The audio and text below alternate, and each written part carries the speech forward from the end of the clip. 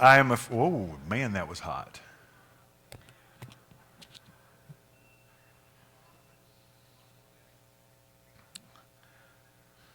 Well, according to one of my clocks, I got a 1 minute, and according to the other one, it's time. So we're gonna get started here.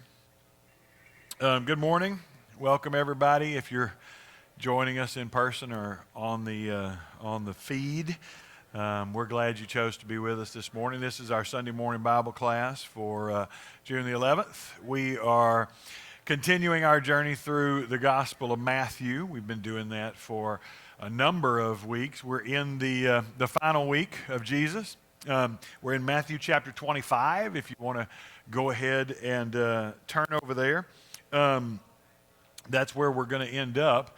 And once again, we'll kind of set the stage like we've done in the past. This is the final week.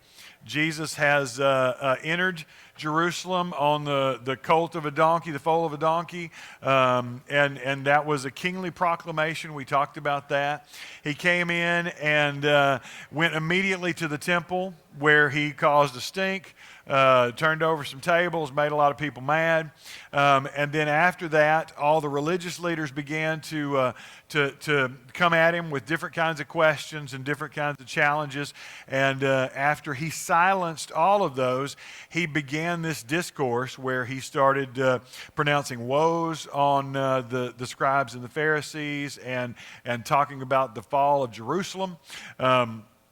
Which caused the disciples a little bit of anxiety. And so as they're leaving Jerusalem, they're pointing out the stones and the giant buildings and everything. And Jesus says, not one of these stones is going to remain on top of the other. Well, that messed them up a little bit, got in their head. They finally get to the Mount of Olives. Jesus sits down and they ask him two questions. When will all these things happen? And what are the signs of your coming, or the end of the age? Now remember, we talked about we got to keep in mind what they're asking here. Jesus is going to give a bifocal answer, and then we talked about that. You wear bifocals, you see some things close up, some things far away, but you're seeing Jesus is going to give an answer that covers both. They're asking, when are you going to ride in as a Messiah and run out the Romans and take over your reign, right? That's what they're asking, because they have no concept of resurrection. They have no concept of second coming. That's the furthest thing from their mind. And so they're asking that. But Jesus is going to talk a little bit about both. And so he starts to give these stories. The first story he tells is about a servant who is put in charge of feeding and caring for his fellow servants. And there are two servants. One does the job and takes care of his fellow servants. One wastes the master's resources and lives in luxury and laziness. And the master comes back and he's not happy. The second story is about some virgins or bridesmaids, depending on whatever your translation says. It's really interchangeable. And some of them were ready for the bridegroom to come. And so when he came, they went into the banquet with him. Some were not ready because they had not brought enough oil, so they ran to get more oil. By the time they got back, the doors were shut and they couldn't get in. Now, those are the two stories he's told so far about being prepared, right? Then he tells the parable of the talents. We talked about that. That's what we're going to talk about today. It's important to remember that the Bible is not a Western book, okay? What I mean by that is it wasn't written for, by, or to 21st century Americans. Now, we get that, but we don't really get that, because a lot of times we read it and we put our own stuff on it. This is one of those passages that's been done to a lot, simply because of the word talent. The translators, this is one of those that we've talked about before. When they came to certain words, if they're unsure how to translate them, they simply don't. They just, what's called transliterate it. They take a bunch of English letters, substitute them for the Greek letters, and they go with that. The most notable is baptism. Instead of translating that word immersion, they just made baptize a word. And so that way it can mean whatever we want it to mean. That's what they do here with talents. A talent is literally, it depends on what theologian or scholar you want to believe. It's either 5 years, 10 years, or 20 years of wages. So it's really just a way of saying a whole lot of money, okay? It's like when your kids would say $1 bajillion, right? That's not really a word, but you get what they're communicating. It's a lot of money. And that's what a talent is. When they're using a talent in a story, it just means a whole bunch of money. NIV is going to translate it bags of gold because they're still trying to get that in our vernacular. We still struggle with that. But it's important to remember that this was not written to us, because when we put our culture and our understanding on it, we changed the original meaning a little bit. What we have to do when we're taking stories, when we're looking at especially parables, Jesus is telling stories in the culture that he is speaking to. And so we've got to figure out, how did those people hear that story? Because that's important to get to the point. Instead of me putting my understanding on the Bible, I need to let the Bible speak to me. Does that make sense? And so here's why that's important. Ancient Mediterranean culture was based on the idea of limited good, okay? Now what that means is basically there's one pie and there's only so many resources. And so there was no American idea of you can be whatever you want to be, or ambition to be the greatest, or anything like that. That was considered dishonorable. Those people who made themselves rich, think tax collectors, who made themselves rich at the expense of other people, those people were considered somehow dishonest and dishonorable, okay?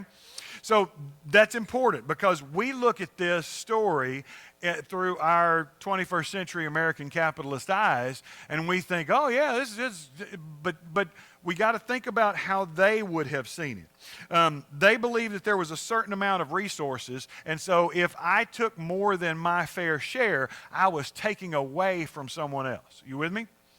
So to have gained is to automatically be considered a thief.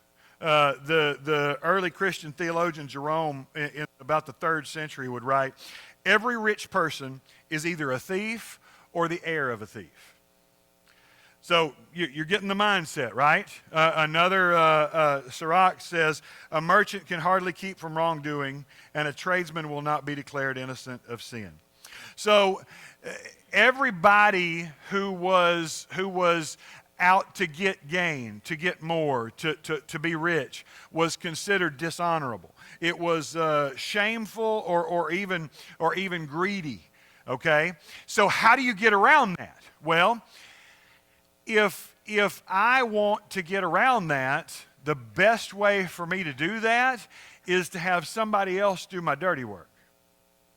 Right? Make sense? Because there were different rules for slaves. A slave was already considered dishonorable and shameful and whatever. And so slaves or servants, whatever words you want to use, can do things that me as the landowner or the merchant cannot do, because I would be considered shameful. Here's why that's important. Because what happens here, we look at this and we go, you know, if Jerry is going on a trip next week, he's not going to give out big bags of money to people while he's gone. That doesn't make any sense. Why would he do that? Well, this was a common practice, because he would give this money to his slaves, his servants, whatever words you want to use, to be used, to be grown, because they could do things dishonorably that he could not do. Does that make sense now? You with me so far? That's important. Because we read this and it's a little bit well, it's a little bit off-putting, and we have trouble getting our minds around it. So I want you to get that Middle Eastern mindset, and we're going to pick it up in Matthew 25, verse 14, and read through this. We've all heard this before. I want you to read it and see if we can see it fresh. Again, now he's hearkening back to the stories he's already told about being prepared for his coming. Again, it will be like a man going on a journey who called his servants and entrusted his wealth to them. To one he gave 5 bags of gold, to another 2 bags, and to another 1 bag, each according to his ability. Then he went on his journey. The man who had received 5 bags of gold went at once and put his money to work and gained 5 bags more. So also the one with 2 bags of gold gained 2 more, but the man who had received 1 bag went off, dug a hole in the ground, and hid his master's money. After a long time, the master of those servants returned and settled accounts with them. The man who had received 5 bags of gold brought the other 5. Master, he said, you entrusted me with 5 bags of gold. See, I have gained 5 more. His master replied, well done, good and faithful servant. You've been faithful with a few things. I will put you in charge of many things. Come and share your master's happiness. The man with 2 bags of gold also came. Master, he said, you entrusted me with 2 bags of gold. See, I have gained 2 more. His master replied, well done, good and faithful servant. You've been faithful with a few things. I will put you in charge of many things. Come and share your master's happiness. Then the man who had received 1 bag of gold came. Master, he said, I know that you're a hard man, harvesting where you've not sown and gathering where you've not scattered seed. So I was afraid and went out and hid your gold in the ground. See, here is what belongs to you. His master replied, you wicked, lazy servant. You knew that I harvest where I've not sown and gather where I've not scattered seed. Well, then you should have put my money on deposit with the bankers so that when I return, I would have received it back with interest. So take the bag of gold from him and give it to the one who has 10 bags. For whoever has will be given more, and they will have an abundance. Whoever does not have, even what they have will be taken from them. And throw that worthless servant outside into the darkness where there will be weeping and gnashing of teeth. So, seems straightforward, right? Except there's a lot of questions. We generally read this passage and we think of the master is either God or Jesus. Usually Jesus, right? Because he's going away and coming back. The problem with that is that there's a lot of un-Jesus stuff going on with this guy.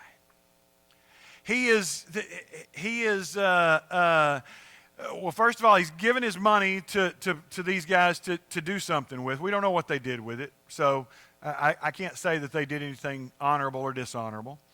But when he comes back, that third servant calls him what? A hard man. Or anybody translation got anything different?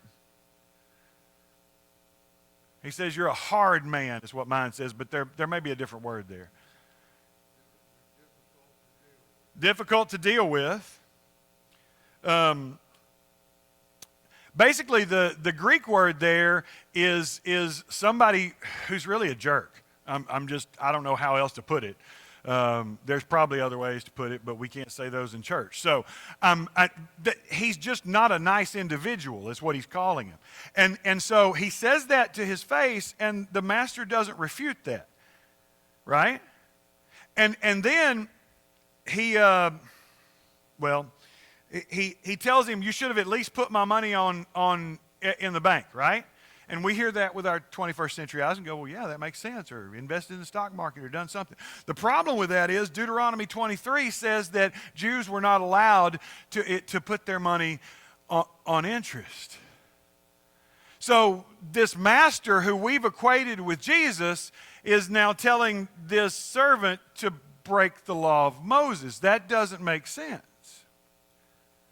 So now you start reading this and you go, well, wait a minute. So what does this mean then? Because you start to look at it in that Mediterranean mindset, and you start to go, maybe this doesn't always mean what I think it means. The word skelos means hard, harsh, rough, violent, or unyielding. That's the term that's used to describe the man. The phrase reaps where he did not sow and gathers where he did not scatter seed. That's a Jewish idiom. We don't get that because we're not Jewish, and so we don't say things like that. But it's an idiom. It's a saying, and it just means somebody who's really hardworking and successful. You with me? It's like when we say things like that dog won't hunt. We're not really talking about dogs, okay? And so they're not really saying that he takes things that don't belong to him. It's just a way of saying he's a really hardworking, successful guy. So there's something about that. The third slave, the one who is so bitterly rebuked by the master. Most of the early rabbis who recounted a version of this story see him as the hero of the story because he's the only one who acted honorably. The others all acted dishonorably. He did not participate in the scheme to double the master's money, but honorably refrains from taking anything that does not belong to him. So now, again, this is not just rabbis, but early Christians. Eusebius in the 3rd century recounts this parable in one of his writings, and once again says that the hero of the story is the third slave. So now I'm reading this and I'm going, that doesn't make sense. Because traditionally, this story has always been used to preach that we should use our gifts and our abilities or our talents, because of that word, to further the kingdom, right? That's how you get things like the power team. You remember the power team? Anybody? Larry remembers the power team. In the 90s, they were a big deal, and we'd all go with youth groups and a bunch of bodybuilder guys, and they'd bend steel bars for Jesus, and it was cool. It sounds stupid now, but it was cool. We thought it was cool. But that's the idea. So there's a few things that I want us to look at. You're going to get involved here. I'm trying not to, I know I'm preaching too much, but there's a few things that we have to look at to get a better grip on this. First, this story is less about the master than the servant's perception of the master. Do you get that? Because there's 3 servants, right? The first 2, how would you say the first 2 perceive the master? The guy with 10 talents, the guy with 2 talents, how do they, or 5, what was it, 2 or 5? How do they perceive the master? How do they see him? As what? As Lord, okay. But what do they see as his character? He gave them his money. He gave them $1 bajillion, right? And what do they do with his $1 bajillion? They do something. They risk it in some way, right? Whether they're gambling or investing or loaning or whatever, however they did it, there was a risk involved because they used the money. The only non-risky thing is to bury it in the ground. So they saw this master as empowering them to engage in whatever practice this is, right? I mean, they don't see this guy as being a bad guy. They don't at least seem to be afraid of this guy, right? Because they're excited when he comes back. They can't wait to show him what's happening. There's also at the end what he says to them, come share in your master's happiness. What the NIV says, it literally means come share your master's joy. So once again, we're seeing a motif of Jesus here, right? The first story, there's a banquet and one servant's cast out, one servant's allowed. The second story, there's bridesmaids, and some of them are allowed in the banquet and some of them are not. And now here, come share in your master's joy. There's some kind of party, some kind of celebration, some kind of joy that is happening that they're invited into, and then the doors are shut and the other guy's left out, right? So come and be a part of my joy is really an invitation. There's also the idea that this guy it says he gave them money based on what? On their ability. So this guy knows these guys, right? This is not some plantation owner that only comes down from the big house once a month. He knows who these guys are. He knows what they're capable of because he knows their ability, right? So he's giving them things based on their ability. So they perceive this guy as being empowering, as being someone who is equipping them for success, someone who is encouraging their success. Now the third slave, on the other hand, sees the master as harsh, as hard, unmerciful. He's afraid of him. That's why he acts the way he does. He is afraid of losing the master's resources, what the master gave him. And that fear causes him to hide the resources that the master has given him. Now remember, it says he was gone a long time. So this is not like a long weekend. This is years and years and years. So these other guys are out here working and trying to hustle. This guy had to consciously leave that buried. You know, do you think he went back and checked on it periodically? I mean, he's scared of this master. So he wants to make sure nobody finds it and digs it up. So here's the point, and this is what I want us to talk about. How do believers today struggle with our perception of our master? How do we struggle? There's three servants here. And really two views of this same guy. One is that he is empowering, that he is equipping, that he is interested in their success. And the other is that he is harsh, hard, someone to be afraid of, someone who is going to be unmerciful if you mess up. How do believers today struggle with our view of our master? Anybody? Ooh, okay.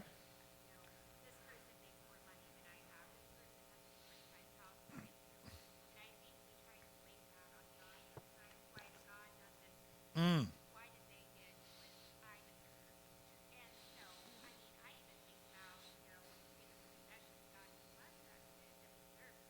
Right. Mm-hmm.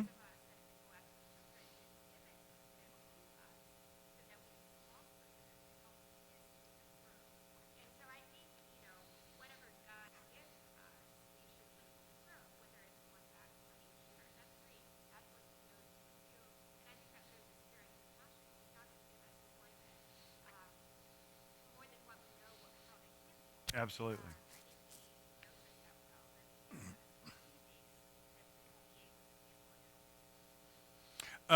I can't rephrase that. I'm sorry. But Megan said that really, really well. But basically, the idea that what we have is not ours. It's on loan from our master, whether it be our finances, whether it be our possessions, whether it be our families, whatever it is.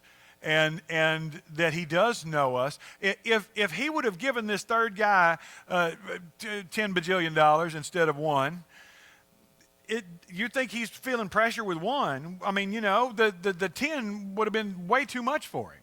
And so he's only judging this based on what he can handle. Cody, what do you say?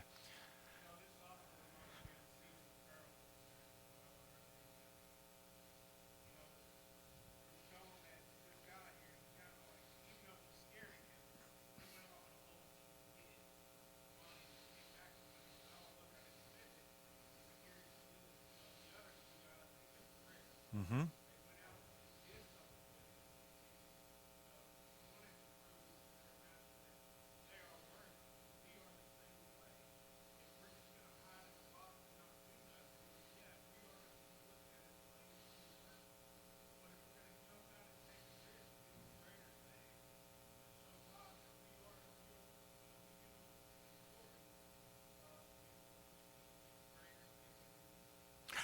So it's about taking a risk. It's about not being afraid of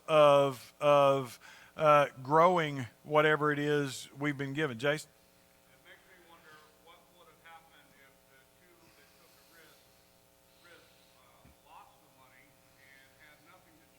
Mm. It's a good question. That's a good question, and I don't know. What would have happened if they would have lost the money is what Jason says, and I don't know the answer to that. I think once again, answering that depends on how we perceive this master's character. Kara?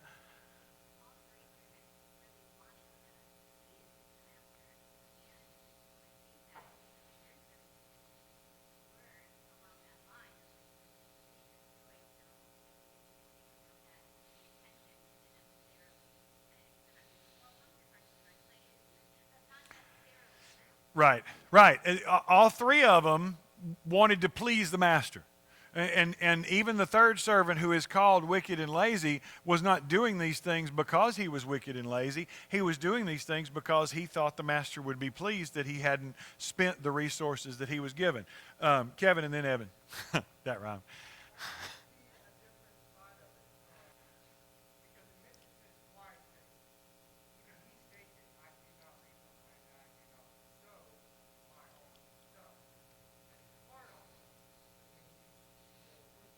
Mm.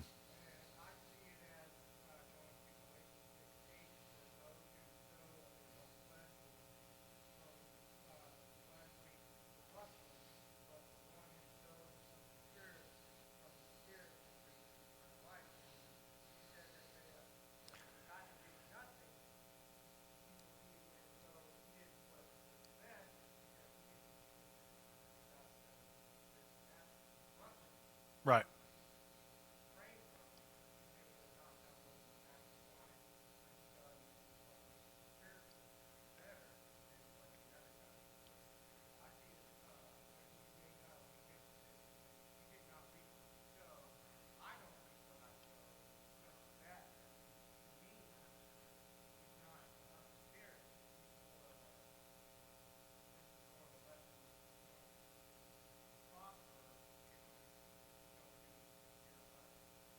Okay, okay. It's more about how you how you glean, how you reap whatever it is that did you sow it? Did you? No, that's good. That's good. Evan, what do you?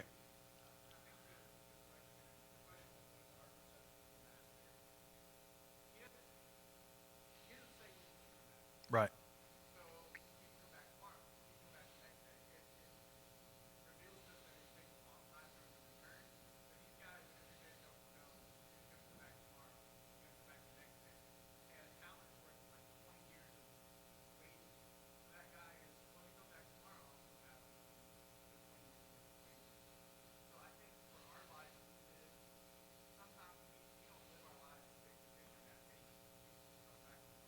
Mm.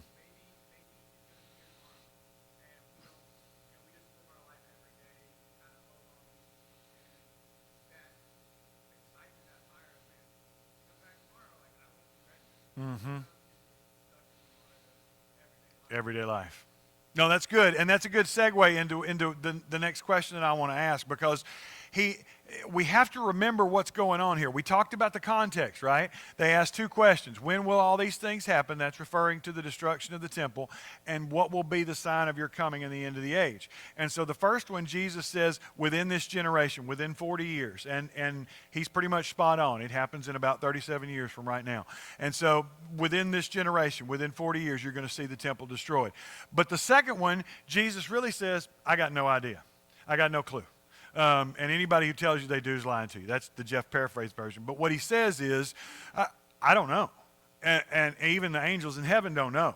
We don't know. Only the Father knows. And so, but then he launches into these stories.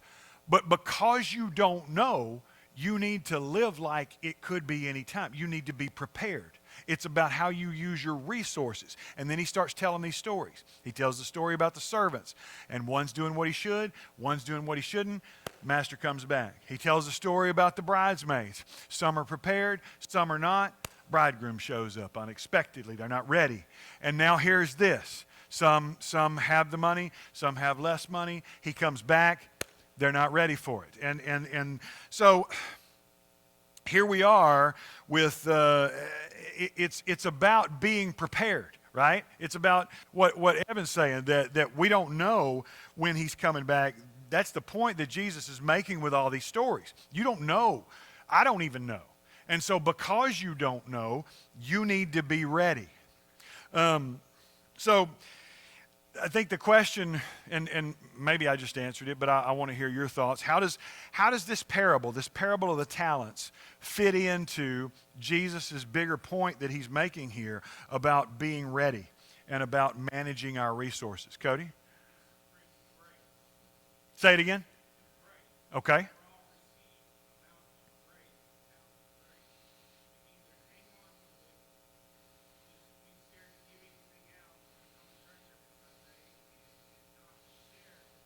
Mm.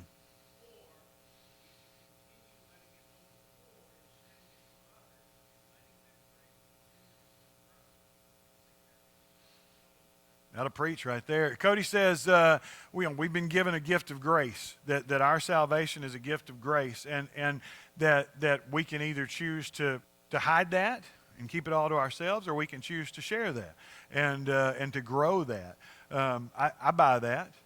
Nick. Okay. Ooh, okay. It's all about ability. That's good. It's all about ability. Let me restate that. It's all about ability. That you got to put forth some effort, and he does. He gives them based on their ability. That's what it says. And you can't just sit there and expect it to. You got to do something. Jerry, you had your hand up, and then I think Tony.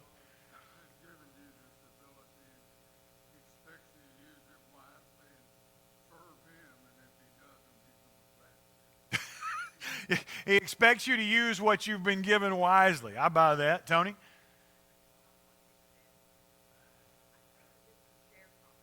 Okay.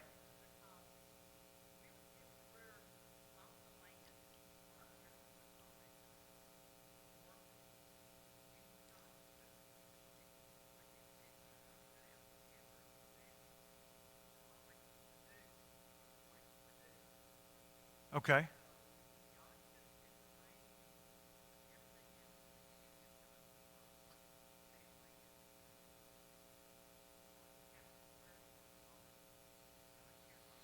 It's like sharecropping, is what she said for the folks at home. That it's you got to work the land or the resource, whatever resources you're given to produce. Evan.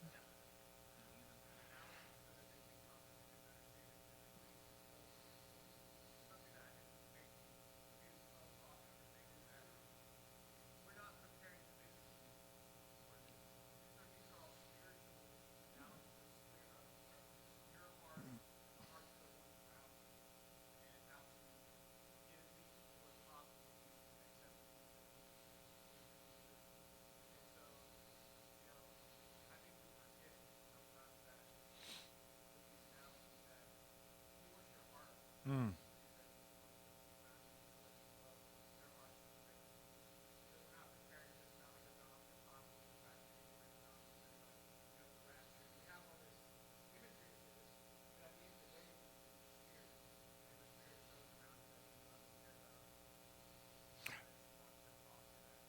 So it's about spiritual resources more than it is about physical resources. It's about being prepared spiritually for the coming of Jesus and being ready for that. And using those resources appropriately. Todd, go.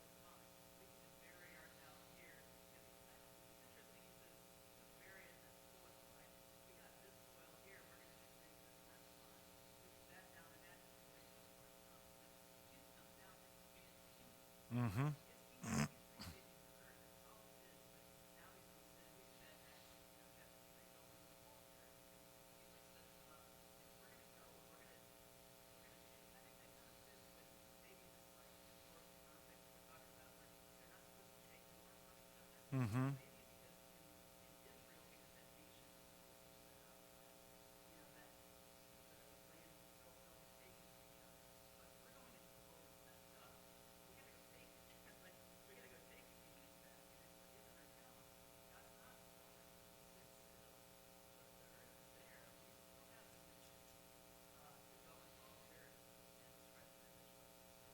We still we still have the mission.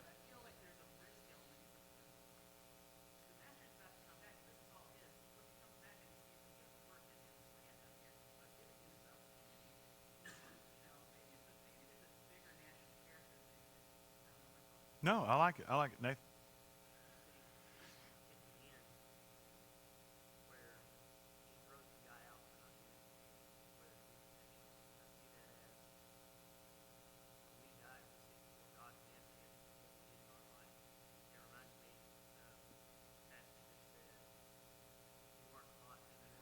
Mm.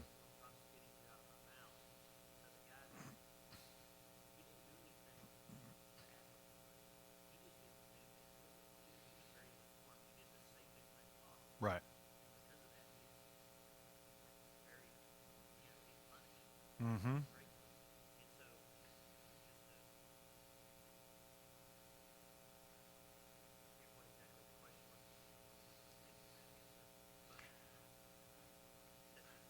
Well, yeah, and but that brings us into the next part. How does this apply to Christians today? How does this apply to the church?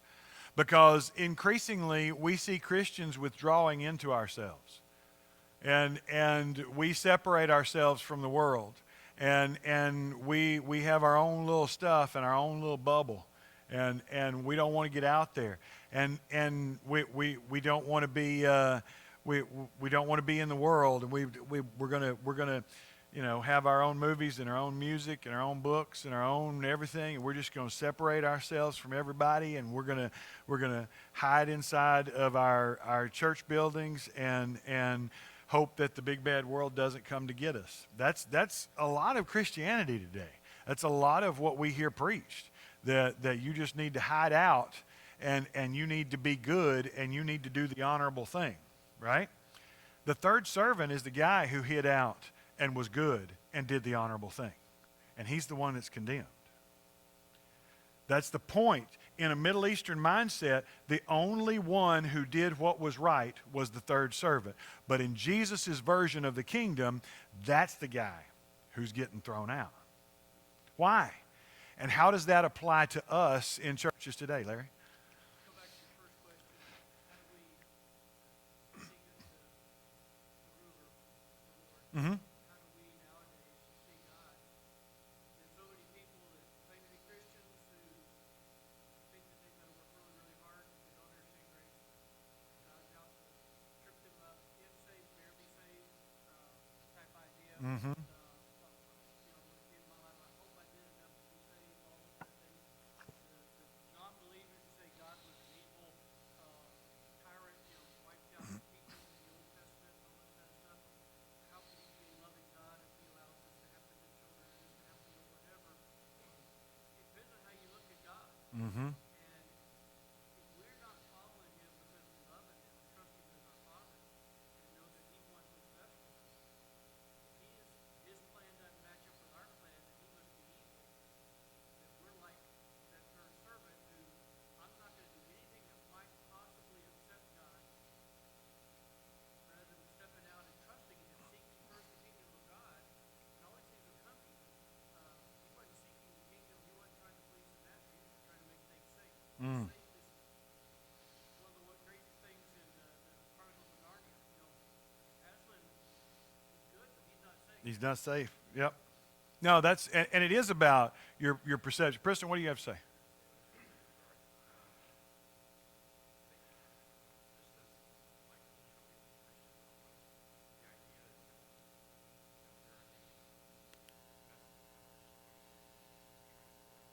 Mm.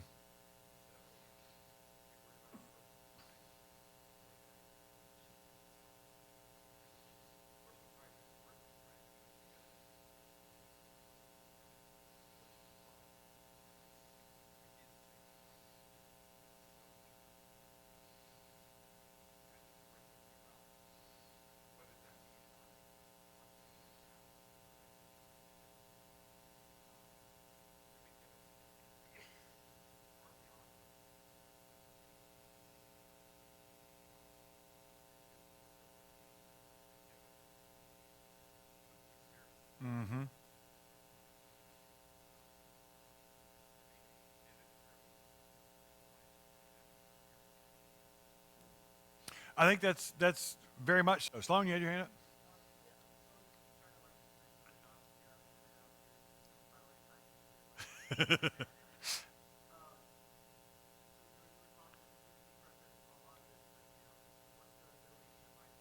Mm-hmm.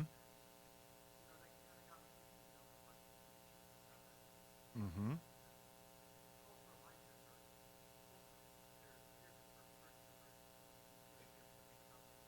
Right.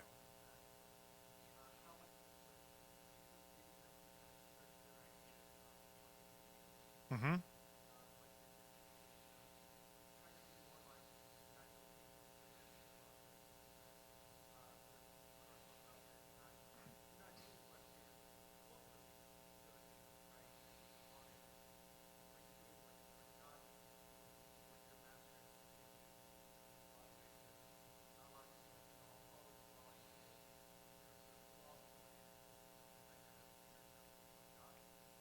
Right.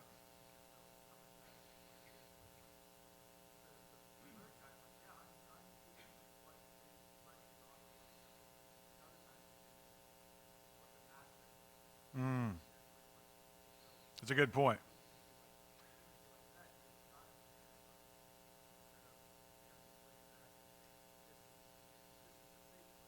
The third guy, I'm going to restate this for the folks at home, and then I saw a hand over here. The third guy is doing what is right and what is honorable and what the law requires. The first two guys are doing what the master requires, and that's not always congruent with one another. Jason, and then I think Cody and Evan. Okay, Jason, then Cody, then Evan.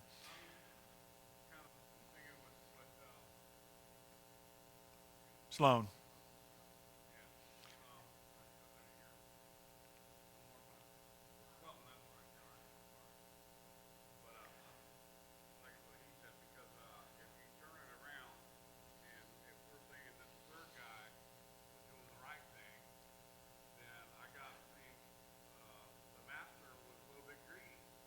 He was greedy. Mm-hmm.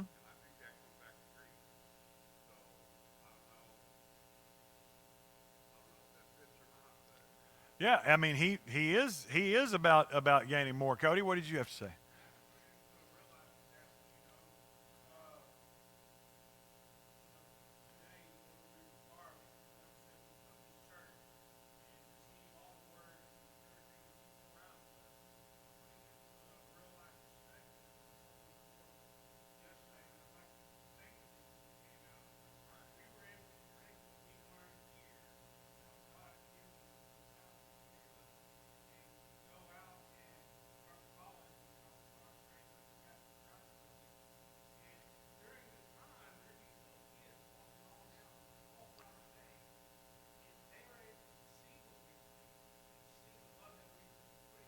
Mm,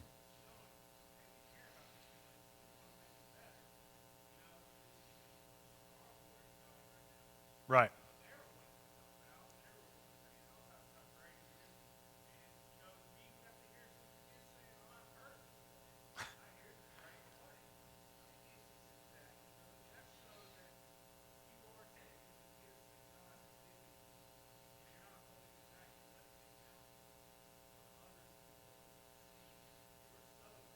So in the seat, reaching out. Evan?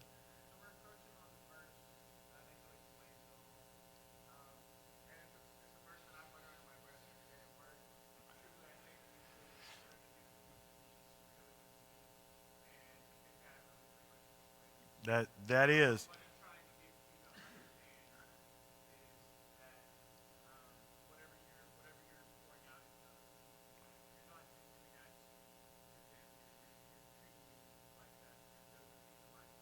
Absolutely. And that's well we got Don and then Tony. Who do we serve, God or Mammon? Okay. Tony?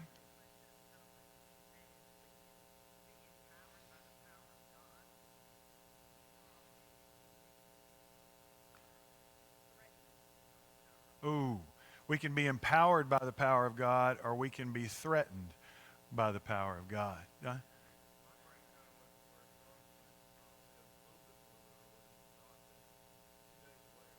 Mm-hmm.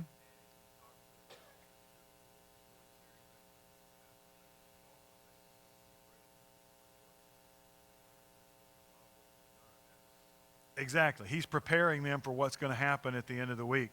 Um, you know, at some point we have to hear this. We're part of a restoration movement that believes that we want to take things back to the way it was when it was given to us by Jesus. And we want to keep it exactly that way, and we don't want to change anything, so that when Jesus comes back, we can say, here's your church, just like you left it with us. Now, if we read this story, that's scary, because I'm not sure that's what he wants. And so we got to be thinking, if we're the disciples, we've heard these three stories, right?